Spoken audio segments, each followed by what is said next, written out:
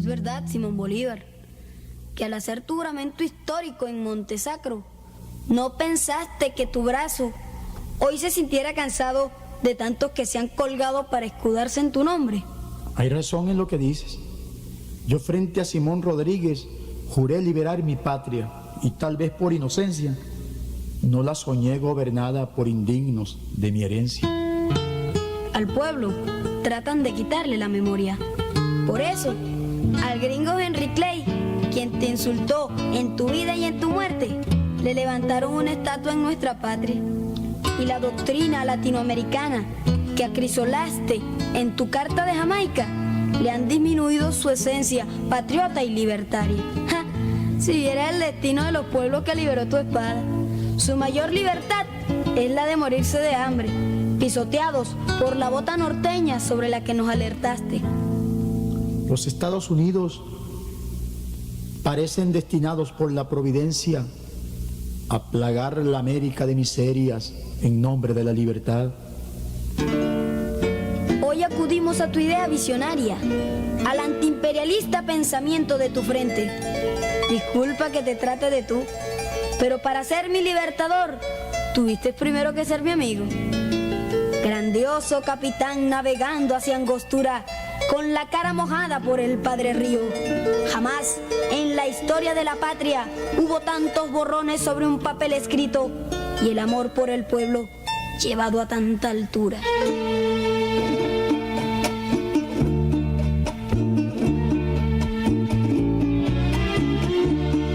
Y Bolívar sonreído y lleno de comprensión, le saltaba el corazón por lo que estaba escuchando.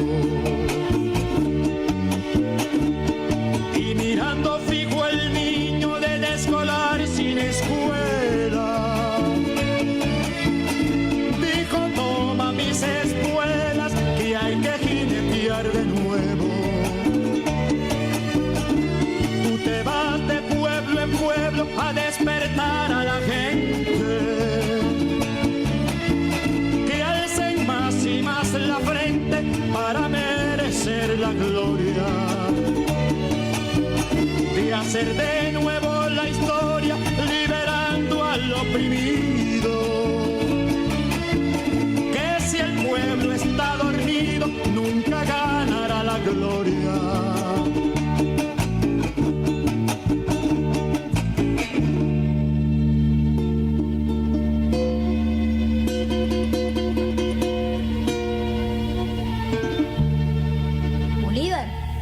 En Virongo, allá por Barlovento, hay una placita con tu nombre y prohíben visitarla sin camisa. Para que veas que nuestras leyes las dictan los de frac y de levita en contra de los descamisados. Y se olvidan que yo usé camisa prestada cuando estuve en Santa Marta. Y lo peor es que a mi pueblo ya lo están dejando sin Bolívar. Lo están dejando sin dinero, carajito. Sin conciencia, libertador, sin conciencia. El pueblo en su engaño cree que la alta burguesía va a llevarte flores al Panteón Nacional cada aniversario de tu muerte. ¿Y entonces a qué van, pequeño compatriota? Asegurarse de que estés bien muerto, libertador, bien muerto. Y Bolívar sonreído y lleno de comprensión, le saltaba el corazón por lo que estaba escuchando.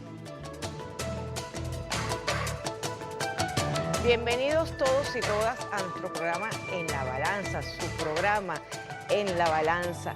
Estamos escuchando al gran cantor del pueblo, a nuestro amado Alí Primera, en una narración de la historia de un niño que le habla a Bolívar y le cuenta cómo habían intentado borrarle de la historia, borrar la memoria, borrar la identidad, y cómo era posible, decía el niño, cuando digamos que lo más glorioso que ha tenido esta historia ha sido el pensamiento de Bolívar, y además nunca ha habido amor tan grande por el pueblo como el que hubo con Bolívar.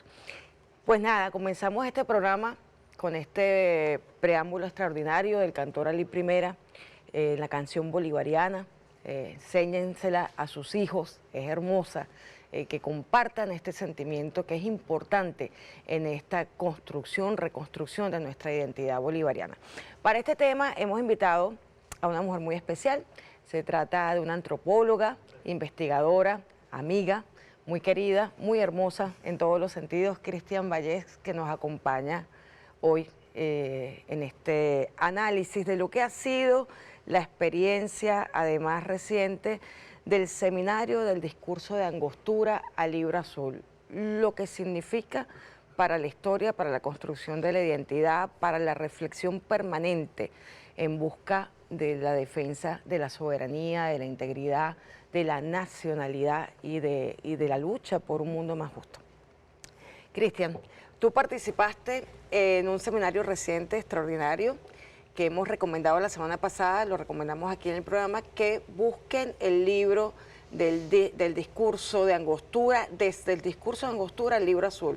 Lo ha publicado CONATEL, lo publicó el presidente Nicolás Maduro en sus redes, y disfruten de todas las reflexiones. Estamos hablando de más de 50 investigadores, de todas las tendencias, de todas las visiones, maestros, profesores, antropólogos, sociólogos, juristas, politólogos que allí participaron.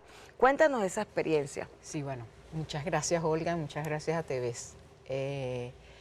Fue una experiencia de verdad única, única desde su organización hasta su puesta, digamos, su ejecución final, ¿no? Porque fue una experiencia de producción de un evento, una experiencia intelectual masiva, en las que nos pusieron a muchos y a muchas a pensar al mismo tiempo en la relación que hay entre dos hitos importantísimos desde el punto de vista de la historia y de la construcción política de la Venezuela contemporánea. El discurso de Angostura, del libertador Simón Bolívar, y después el Libro Azul del comandante Chávez, ¿no? En ese evento nos pidieron, digamos, a los que participamos, producir un documento escrito. Y ese documento escrito se nos pidió, bueno, digamos, en un tiempo relativamente breve y con una extensión limitada a una dinámica de trabajo en lo que importaba, lo relevante era justamente darle capacidad al mayor número de personas posibles de participar en aquel movimiento, en aquella, yo creo que como experiencia única, ¿no? En el que el volumen, la cantidad, la escala de las voces que estaban siendo convocadas era tan colectivo como colectivo es todo este proyecto, ¿no? Entonces era ver cómo desde las distintas voces al final todos sumamos a un solo debate. Pero además que todos escribimos lo que estábamos allí, habíamos escrito nuestras ponencias, nuestros artículos. Cuando llegamos al sitio, el libro estaba impreso, ¿no? Y bueno, primero con una velocidad, en 72 horas lograron aquel fenómeno editorial de editar 50 y pico de trabajos en un libro además preciosamente diseñado, y que lo tuviéramos calientico todos impresos allí. Y entonces, bueno, los que estaban en la dirección del debate le decían a uno, y ahora tiene la palabra el profesor Ali López Borges, por citar a alguien, ¿no? Y el trabajo está en la página tal. Entonces todos habíamos escrito colectivamente el libro y lo estábamos leyendo también. Y por lo tanto se estaba produciendo una experiencia lectora, una experiencia cultural extraordinaria. Nos dio no solo la oportunidad de calibrar la calidad de nuestros intelectuales, digamos, nuestros maestros que estábamos sentados allí, con gente súper admirada, respetada, sino también, como tú dijiste, desde distintas posiciones. Al ser una actividad del Centro de Estudios Simón Bolívar, por supuesto que el perfil histórico era el predominante, pero hubo toda clase de voces, ¿no? Territorialmente, o sea, ahí se expresó el país, ahí había gente de cualquiera de las regiones de nuestro país. Digamos, desde el punto de vista de las disciplinas de las que proveníamos, como tú lo señalaste, había historiadores, que fueron la mayoría, pero había poetas. Ahí estuvieron William Osuna. En el libro está un texto de Luis Alberto Crespo. estuvo gente como Héctor Padrón, que también siendo investigador es poeta. Estaba voces como el profesor Adán Chávez, que tampoco se hizo presente, pero cuyo trabajo está en la publicación. Entonces, claro, incluso dentro del arco, digamos, de la investigación histórica, hay posiciones distintas y hubo abordajes distintos. La mayoría de las cuales efectivamente tendimos a comparar o a valorar, a poner en valor la relación dialéctica o la relación, digamos, política, ideológica que hay entre dos proyectos que, respondiendo a tiempos distintos, tenían un objetivo común, que es el de la suprema felicidad, finalmente. Este ejercicio, que además ha sido digamos, un ejercicio sostenido en el tiempo, en estos 25 años, porque digamos que la llegada del comandante Chávez, el traer nuevamente el proyecto histórico de Bolívar, implicaba volver a los pasos de Bolívar, volver a conocer a Bolívar, volver a estudiar y reflexionar sobre el pensamiento militar, el pensamiento constituyente de Bolívar, el pensamiento desde la visión de lo que serían las relaciones internacionales. O sea, esa cantidad de elementos ha sido una constante. Pero ahora más que nunca, en que Venezuela ha sido tan asediada, estos ejercicios son bueno, son, digamos, un nivel de importancia que se pierde de vista, porque quizás el pensamiento que surja de estas reflexiones, de volvernos a ver a nosotros mismos y volver a revisar, por ejemplo, en el caso ahora de la reforma, volver a revisar el texto constitucional con miras a, digamos, seguir trabajando en esa idea de Bolívar de un código propio, va a ser un ejemplo para la humanidad, va a ser un ejemplo para el mundo. Tú, como antropólogo, ¿qué consideras que ha sido el gran aporte de este ejercicio o el porqué de este ejercicio tan importante? Yo creo que hay tantas lecturas de ese ejercicio como personas estuvimos allí. Claro. Y ese es un valor.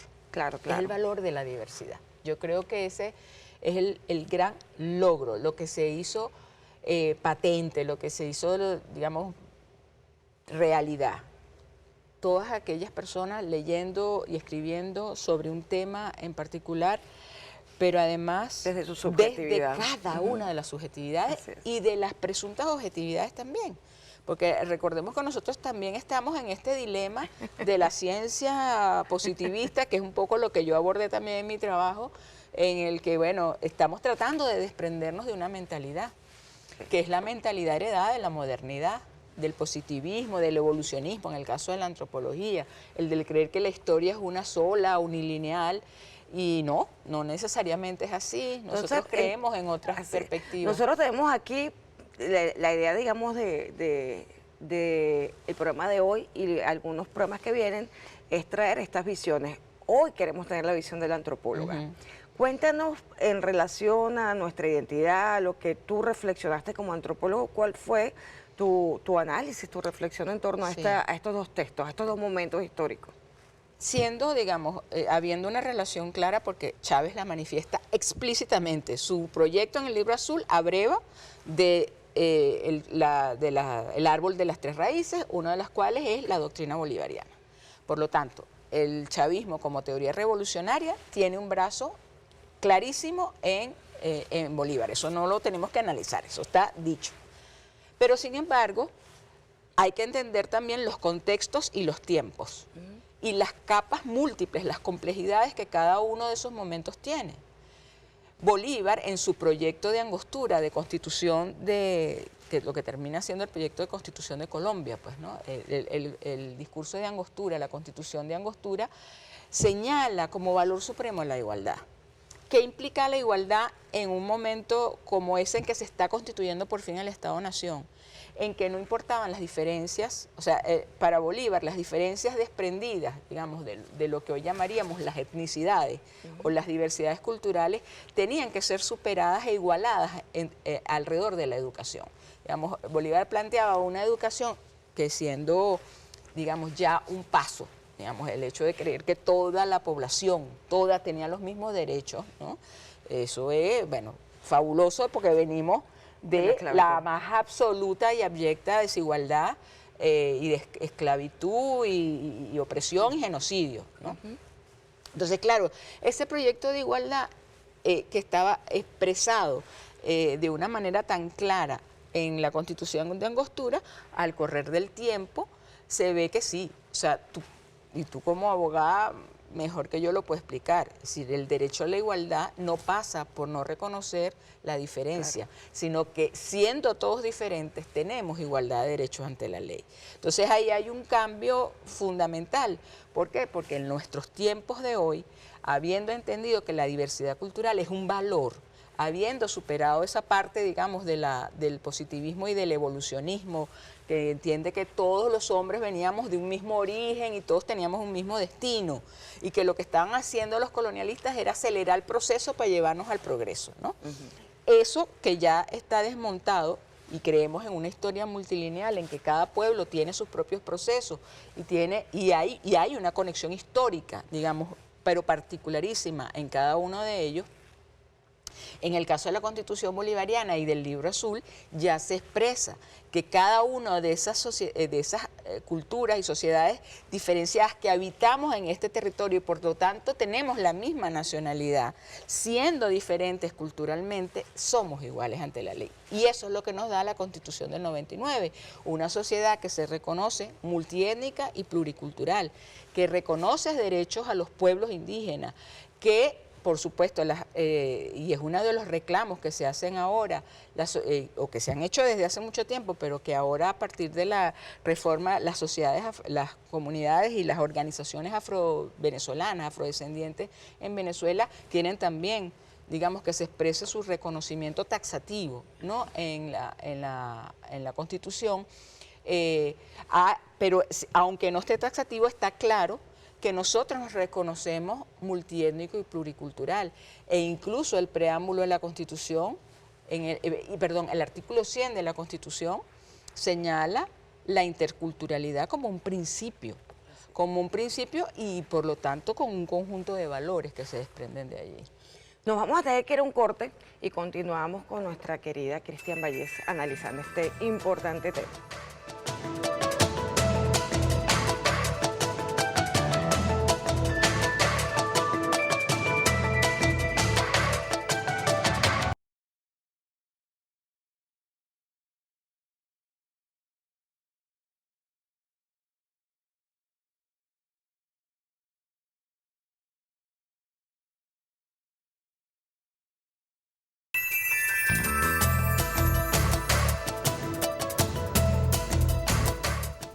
Continuamos en La Balanza con nuestra querida investigadora, antropólogo, Cristian Valles.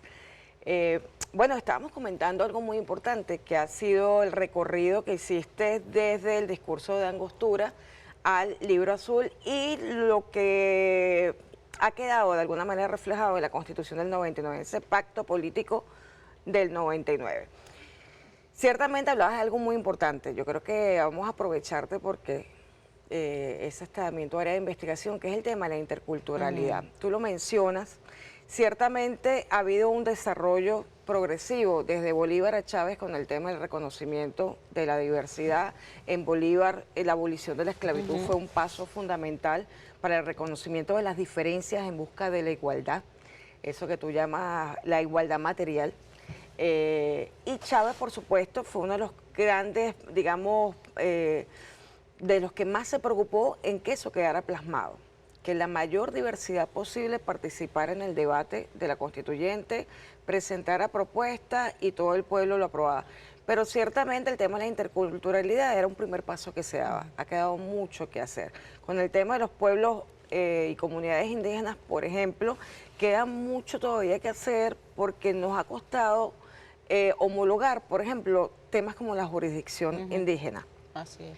Que nos cuesta porque desde la visión occidental no hemos diseñado mecanismos para homologar las decisiones que ellos toman en su jurisdicción indígena, por ejemplo. O sea, yo creo que ahí, en ese sentido, esta es una oportunidad de oro a lo mejor para avanzar en la reforma. Quizás sea uno de los temas interesantes para avanzar y, como dice el presidente, hay muchas cosas que pueden quedar para el reenvío a la ley, ¿no? A los legisladores, como muchas normas que están en la Constitución, pero ciertamente seguir profundizando en el tema de garantizar la interculturalidad, el diálogo necesario que debe haber, el respeto a las diferencias, porque si algo nos permite, digamos que defendernos del neofascismo, de las nuevas formas de fascismo que estamos viendo, del neonazismo, del sionismo, es precisamente reconocer las diferencias y aprender a amar la diferencia como un rasgo cultural que nos integra. Háblanos un poquito de ese tema. Sí, bueno, en primer lugar, la interculturalidad, yo estoy absolutamente de acuerdo contigo. Yo creo que la vacuna sistémica, continua, contra el fascismo, contra toda forma de racismo, de supremacismo y de segregación, es entender las sociedades interculturalmente. Nosotros avanzamos tantísimo con la Constitución del 99 en esa materia, desde el punto de vista de las normas, impecablemente. Incluso la legislación posterior que se ha hecho, el desarrollo legal que se ha hecho en torno a los pueblos y comunidades indígenas, al patrimonio cultural indígena, a la defensa de las lenguas indígenas. En el caso de los pueblos indígenas, no estoy hablando ni de los pueblos afrodescendientes, ni campesinos, ni mestizos, sino en el caso de los pueblos indígenas es notable. Ahora, eso de allá para acá, o sea, ¿cómo es eso de intercultural? Porque, digamos, una cosa es que tú blindes la norma o que desarrolles las normas que garantizan la coexistencia y no la asimilación, que era lo que estaba previsto en la Constitución del 61. Ni la tolerancia, porque la Constitución del 61... es despreciable. La Constitución del 61 decía que se iban a ir asimilando progresivamente a la sociedad nacional. Es decir, iban a dejar de ser quienes eran para ser unos ciudadanos venezolanos más, ¿no?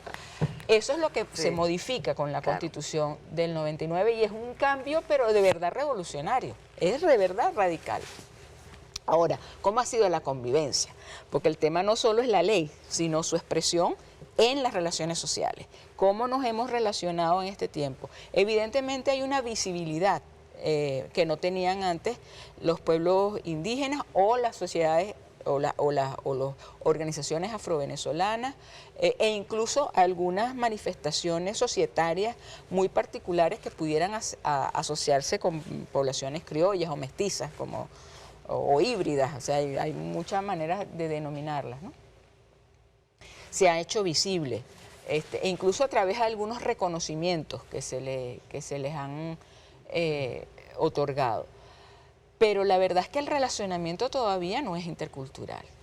Tú hablas, por ejemplo, del tema de la legislación, está el tema de la elección, del ejercicio de los derechos políticos también, el padrón electoral, las circunscripciones electorales. ¿Cómo se está moviendo eso? Porque realmente una sociedad intercultural no se agota, por ejemplo, en el reconocimiento del derecho a la lengua o a que la educación sea concebida desde una visión distinta a la de las clases regulares y de la escolaridad, digamos, que nosotros asumimos en las poblaciones urbanas o en las poblaciones rurales de población criolla. Se trata de que nosotros también nos eduquemos en esa diversidad cotidianamente. Y yo creo que eso es lo que no... la interculturalidad exige, digamos, un comportamiento y una dinámica que es recíprocamente compleja entre todos los distintos componentes. Y educarnos para respetar esa diferencia, para valorarla, para apreciarla, es justamente lo que no está sucediendo.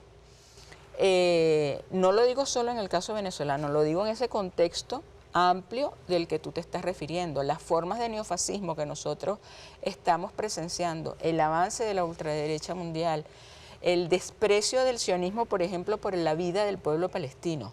¿Eso qué es? Eso es una sociedad que está educando educando para que el otro diferente tenga el mismo valor que tienes tú. ¿Qué es el aprecio por la vida? Porque digamos, haciendo una comparación que nunca es elegante, pero que es necesaria quizás metódicamente para valorar algunas cosas. No solo es si analogamos el comportamiento de los sionistas ahorita con el comportamiento de Hitler, no, es que la condición que está subyaciendo detrás de ambos es el supremacismo. Claro. Es el desprecio por el otro y el creer que tus valores, tu modo de vida, incluso racializada, que no entiendo por qué, porque sabemos que eso no tiene ahí eso no es un componente, eso es una construcción. Eso es una construcción artificial, el tema del antisemitismo o no, acomodaticio. O sea, es semita el que yo digo que es semita, además. Esa expresión tiene un correlato que en el caso venezolano está expresado en los valores de la ultraderecha. ¿Qué es lo que encarnó el chavismo, por ejemplo, volviendo a lo societario y a lo identitario y a la Constitución? La Constitución nos dio un símbolo de unidad. Todos nos sentimos representados en la Constitución del 99. Y cuando digo todos, es incluso los que la adversan. Es decir, la Constitución se convirtió en un símbolo poderoso que reunió a unos en torno a ella a favor y a otros en torno a ella en contra. Igual que el propio Chávez es un elemento de identidad cultural y es un símbolo poderoso de nuestros tiempos. Amarlo u odiarlo, es decir, apoyarlo o no apoyarlo, adversarlo, partió las aguas. Entonces, cuando hablamos de la Constitución, estamos hablando no solamente de un conjunto de leyes, estamos hablando de un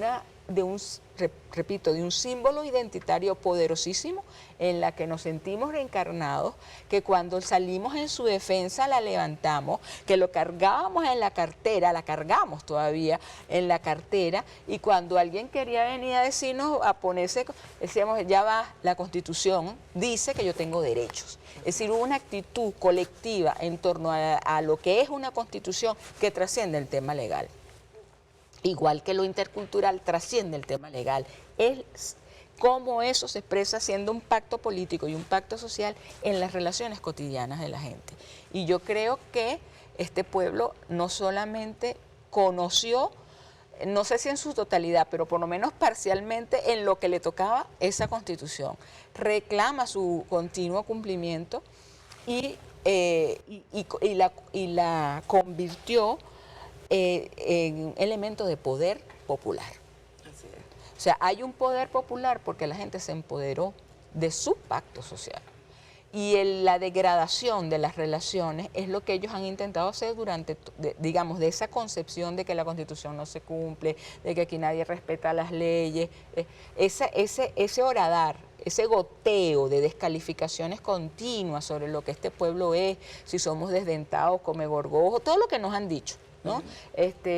Chavista, horda, todas esas descalificaciones lo que van es reforzando las posiciones que tienden a la polarización, y mientras más polarizados estamos, no desde el punto de vista político electoral, sino desde el punto de vista societario y cultural, es cuando aparece esa fractura en la que tú empiezas a sentir que el otro no merece vivir o no merece compartir los mismos derechos que tú porque es inferior, porque es dependiente, porque es subordinado o porque históricamente su papel debería ser el de esclavo o servil, ¿no? Entonces, esa búsqueda de la igualdad, que sigue siendo una angustia profunda en la sociedad venezolana, y yo creo que es una voluntad clara del gobierno, la superación de las desigualdades de nuestro proyecto, pasa también por lo que es superar, dejar atrás, aunque yo no creo mucho en eso de atrás y adelante, pero sí superar formas y percepciones y sensibilidades, subjetividades que nos llevan justamente a creernos superiores a otro o a hacer juicios de valor anticipados sobre lo que un determinado sector de la sociedad representa. Y en ese sentido, tanto Bolívar como el comandante Chávez nos dejaron, digamos, elementos para que nosotros aterrizáramos nuestra existencia, nuestra identidad, precisamente para nunca caer en ese absurdo del supremacismo o de alguna, digamos, alguna condición privilegiada que te haga pensar que tú mereces y que otro no merece. Es profundamente humanista el pensamiento de Bolívar, profundamente humanista el pensamiento del comandante Hugo Chávez. Así es. Y eso es precisamente la bandera que nosotros estamos levantando precisamente ahora que vamos hacia la reforma constitucional. Pero sobre este tema de la reforma quiero hacerte algunas preguntas, ya será en el próximo segmento. Nos vemos en unos momentos.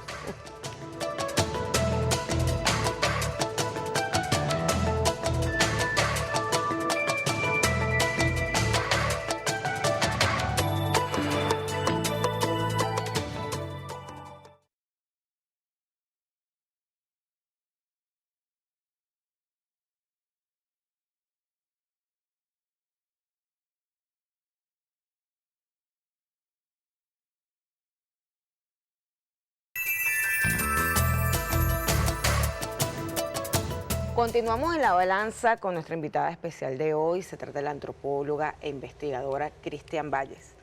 Conversamos, veníamos conversando de esa relación que hay del discurso de Angostura, el libro azul del comandante Chávez y la reforma que está en puerta.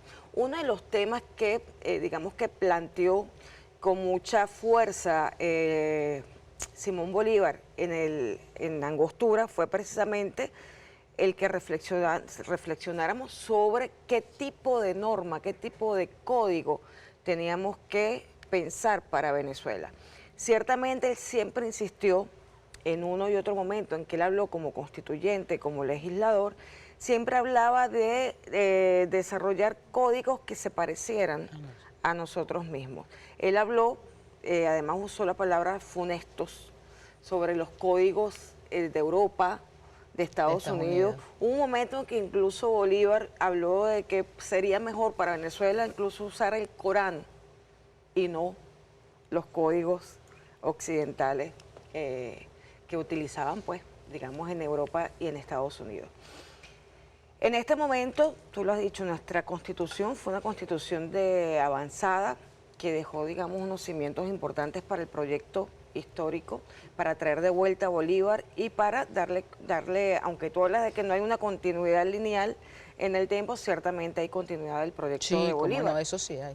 Hay continuidad del proyecto histórico y está aquí plasmado, pero ya es el momento de adaptar ese pacto político, ese pacto social a los nuevos tiempos, porque lo que hemos vivido no es cualquier cosa. Son 25 años de agresiones de todo tipo, que la hemos vivido tú y yo y todo el pueblo venezolano, y las conocemos y las hemos padecido directamente. Sobre todo lo que ha sido, digamos, los últimos 12 años después de la muerte del comandante Chávez, cuando empieza una agresión mucho más feroz, claro, sobre todo con la guerra económica. Queda mucho de eso que recoger e incorporar. Tener un código mucho más adaptado a cómo nos vemos nosotros como sociedad.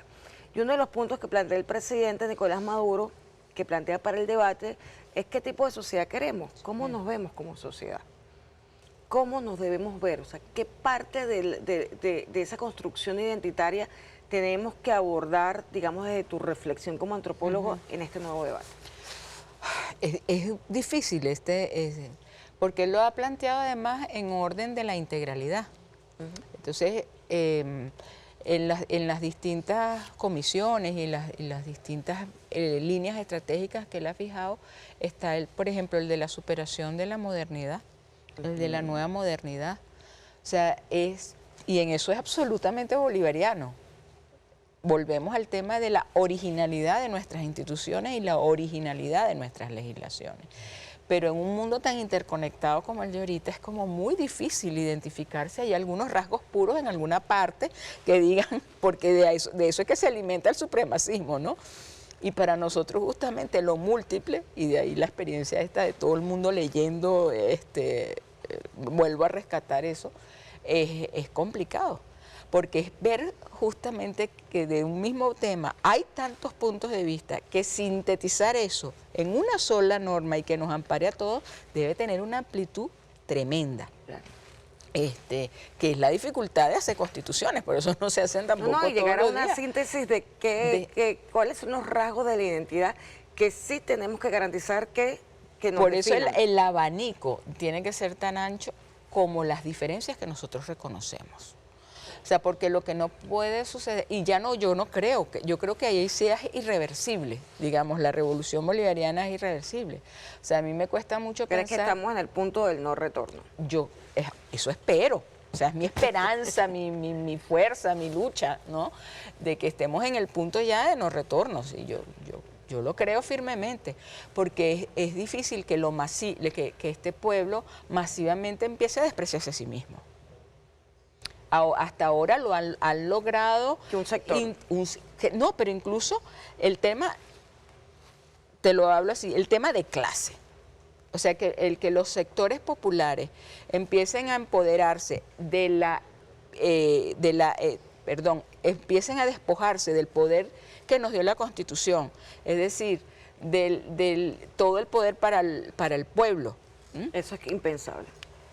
Pero es que ellos lograron horadar una parte de esa convicción profunda de que nosotros estábamos empoderados con esa burla justamente del Comegardó, tú tienes patria pero no tienes papel toalé. Ese fue el juego, eso fue parte del juego, o es parte del juego de la guerra multifactorial, la guerra simbólica, la guerra cultural, el que tú sientas que debes despreciar el proyecto que te dio protagonismo para invisibilizarte una vez más en aras de seguir un liderazgo cuyo valor es que son familias encumbradas, de apellidos notables, según esa escala de valores, y que son ricos de cuna, no necesitan el poder político para enriquecerse ni para beneficiarse. Esa es la justificación. Esa es la justificación ideológica, desde la derecha. Entonces, lo que resulta impensable, sin embargo sucede, ¿no?, en eso que llaman el desclasamiento, que una gente se aliena tanto que empieza a despreciarse a sí misma y dice, no, es que el valor que yo quiero es el que encarna este otro proyecto. Pero eso está alejado de lo que es realmente tus intereses, lo que son los intereses de clase y los intereses. Y ahí me voy con un tema que es muy interesante y sobre todo que tuvo un desarrollo muy importante a finales del siglo XX, que es el de la cuestión étnico-nacional. Es decir, hubo un desarrollo muy importante en la antropología, sobre todo en la mexicana y en la centroamericana, y en parte en la suramericana, a finales del siglo XX, que tenía que ver justamente con el traslado de los estados burgueses que nosotros hemos conocido y manejado y el tránsito hacia nuevas formas de Estado-nación. El caso del Estado plurinacional de Bolivia, por ejemplo. Ese es un modelo constitucional que nosotros debemos ver, es posterior a nuestra Constitución del 99. Incluso las reflexiones que se produjeron en su momento en Ecuador en relación con el tipo, que es no solamente el Estado multiétnico y plurinacional nuestro, multilingüe, que es lo que reconocemos nosotros en el preámbulo de nuestra Constitución, sino ya formas incluso de generación de instituciones que responden a otros pensamientos, a otras lógicas. Yo creo que nuestra Constitución, a pesar de tener 5 poderes públicos, todavía respondió a una lógica, digamos, del funcionamiento heredado del siglo XVIII, ¿no? Del derecho francés, bueno, y a pesar de lo original, porque yo defiendo esa Constitución a muerte, ¿no? La Constitución del 99. Sí creo que cuando el presidente habla de los nuevos valores, de los nuevos principios, del empoderamiento de las comunas, o sea, de abrir realmente los campos del poder comunal y del poder popular en otro orden, responde a esas visiones de Estado que no son los estados burgueses. O sea, definitivamente quizás esa sea, pero estoy especulando, absolutamente parte de lo que debemos revisar. El tema de lo étnico nacional, viéndolo desde la antropología, y la expresión, digamos, institucional, legal y relacional que tiene ese sentido de interculturalidad y de plurinacionalismo. El presidente Nicolás Maduro, cuando presenta el proyecto de reforma de la Asamblea Nacional el 15 de febrero, que coincidía con los 206 años del discurso de Angostura, él llamó a que esas reflexiones del libro, el discurso de Angostura, al libro azul, se maximizara y llegara a las escuelas, los liceos, las universidades. Yo pregunto, porque es que uno de los temas es que yo creo que nosotros hemos sido muy tímidos en formar a nuestros niños y jóvenes en el espíritu bolivariano. Dime tú tu reflexión, porque es que a mí me angustia que yo creo que en estos 25 años hemos sido muy tímidos, porque bueno, nos han acusado de que queremos ideologizar, que queremos adoctrinar. Claro que queremos ideologizar y queremos sembrar la doctrina de Bolívar, porque si algo nos diferencia de otros pueblos, otras naciones, es precisamente lo doctrinario, el espíritu de Bolívar, pero nuestros niños no pueden seguir formándose para ser parte del sistema que replica la opresión, que replica, digamos, un modelo contrario al espíritu bolivariano. ¿Qué mensaje tienes tú, qué reflexión tienes tú en ese sentido? Porque el presidente pidió que se trabajara, y lo ha pedido muchas veces, que se trabaje con los niños, con los adolescentes, porque el tema bolivariano es un tema de identidad que nos va a permitir mantenernos en el tiempo y garantizar el futuro para otras generaciones. Yo te voy a poner un ejemplo que me parece espantoso. Es algo que yo vi hace ya varios años en un ascensor, en una clínica, en un hospital. Estaba entrando la señora con su hija adolescente, y la señora estaba recriminando a la hija y le dijo, bueno, le dirás a tu profesora que me llame, porque por esto no te puede raspar, tu bandera tiene 7 estrellas.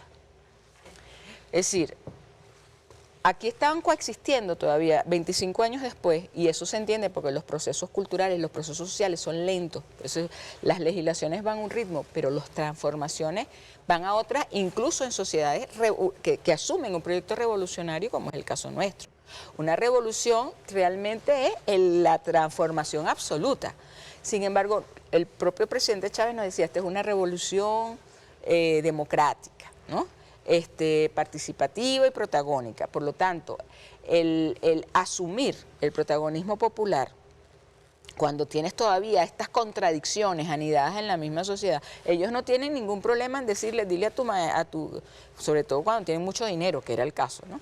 A tu maestra que me llame porque tu bandera tiene 7 estrellas y no te puede raspar porque tú pusiste 7 y no 8 en el examen. Es que ellos hacen lo que les da la gana y nosotros estamos intentando gobernar para todos. Entonces es mucho más difícil el que tiene el gobierno. ¿Cómo es que dice el refrán? Es más fácil pedir el agua que darla, una cosa así. Sí. Ajá, cuando se hace una oposición con ese nivel de impunidad que yo debo decir, en muchos casos, creo que nos han entrampado en el discurso de la dictadura, del totalitarismo, del autoritarismo, del comunismo. Entonces nosotros nos replegamos para garantizar justamente el que ellos tengan su derecho a la libre expresión, a pesar de que nos acusan de no tenerla y de perseguirla a nosotros, ¿no? Entonces hay no sé si el ejemplo quizás sea el más claro, pero lo que quiero es rescatar la dificultad que hemos tenido efectivamente para establecer una educación distinta en los valores que son valores, digamos, de solidaridad, de humanidad, de además, comprensión. O sea, nosotros ni siquiera estamos educando para el egoísmo, ni para el sectarismo. Lo que plantea el presidente Chávez en el Libro Azul y en la Constitución del 99 y Bolívar en Angostura era la igualdad, la solidaridad, el bien común, la suprema, vuelvo otra vez a decir, la suprema felicidad social. Así es. Era para todos, no es para un sector nada más. Ahora, el que tú le tienes que compensar la deuda histórica, y en eso Chávez era muy claro, es al desfavorecido. Claro. Para ver si en medio empareja la cosa, ¿no? Pero obviamente se tarda más de una generación en emparejar esa enorme deuda social de 500 años acumulada. Claro. Entonces en 25 no se resuelve un problema de 500. Igual que simbólicamente no la podemos compensar cuando tú tienes una mediática y un poder, una hegemonía cultural que te avasalla todos los días. Y no te avasalla nada más a través de las redes sociales o a través del cine, a través de los libros que te lees, a través de la ropa que te pones. O sea, nosotros estamos combatiendo a la hegemonía del capital. No es una cosa sencilla. Yo creo que este pueblo ha mostrado una y otra vez no solamente su resistencia, su amor, porque no es que estamos nada más aguantados, estamos también en ofensiva. O sea, hemos estado en ofensiva, hemos estado a la defensiva, nos han querido poner, pero nosotros hemos estado también a la ofensiva, intentando superar nuestras propias falencias, porque ninguno de nosotros fue educado en los valores de la Constitución bolivariana. Es decir, generacionalmente todavía nosotros respondimos a una educación que es preconstitucional. Que era cuando querían diluir a Bolívar y querían... Por ejemplo, en el que era una cosa del 24 de julio, Bolívar era una cosa, del 24 de julio, una cosa, cosificado, o sea, no era humanizado, era una cosa que salía el 24 de julio y el 17 de diciembre, y el 24 de junio en la batalla de Carabobo. ¿Que había bolivarianismo? Yo creo que sí había un bolivarianismo, pero ese bolivarianismo fosilizado. El Bolívar de hoy se parece a cada uno de nosotros. O sea, hemos sido capaces de generar una subjetividad y por lo tanto una particular relación con Bolívar cada uno de nosotros, que no pasa nada más por lo escolar o por lo académico o por lo formal. Yo recuerdo una cosa que se llamaba Acervo Histórico de la Nación, que salía en el Panteón Nacional y te llevaban y te traían. Yo creo que ahí se ha producido un quiebre, que ya el pueblo venezolano no tiene el Bolívar fosilizado. Yo creo que el trabajo que se ha hecho en historia, en el caso del empoderamiento de la gente con la historia, es formidable. Ojalá eso que hemos tenido en el campo de la memoria y de la historia pudiese trasladarse también, digamos, a otro tipo de actuación, mucho más general. Chávez fue un vocero extraordinario en esa materia, pero también tenemos, y hay que reconocerlo, ¿no? un desbalance, digamos, cierta desconexión, cierta incoherencia, ¿no? De pronto entre los fenómenos que se han ido identificando como lesivos a la identidad y a la memoria del pueblo venezolano, el propio proyecto revolucionario y de pronto algunas otras situaciones que ahorita estoy tratando de recordar que parecieran contradecirlas, ¿no? Pero yo creo que vamos avanzando. Así es. Vamos avanzando. Cristian, nos tenemos que ir. Yo agradezco muchísimo esta reflexión de Cristian Valles, que nos acompañó, antropóloga, investigadora. Espero volver a tenerte pronto. Quiero darle también más espacio estas semanas que vienen a otras visiones sobre este mismo tema que yo creo que es fundamental. Yo me despido, pero considerando lo que tú dijiste, me queda como reflexión que es ahora o nunca. Estamos en un momento de la historia, en el punto del no retorno, es ahora o nunca que los cambios tienen que realizarse, porque si permitimos que a nosotros nos arrope esta nueva corriente fascista, neofascista, sionista, que en el mundo entero está emergiendo, en muchas partes del mundo, está emergiendo, la humanidad y Venezuela corre un gran peligro. Entonces, es ahora o nunca que formemos bolivarianos desde pequeños, es ahora o nunca que adaptemos esta Constitución a los nuevos tiempos, es ahora o nunca que se consolide el punto del no retorno del proyecto de Bolívar. Y estamos convencidos de que vamos a la gloria, como decía Simón Bolívar. Gracias, Cristian, por tenerte a ti, hermosa, brillante. Y bueno, gracias a ustedes por habernos acompañado hasta el martes que viene.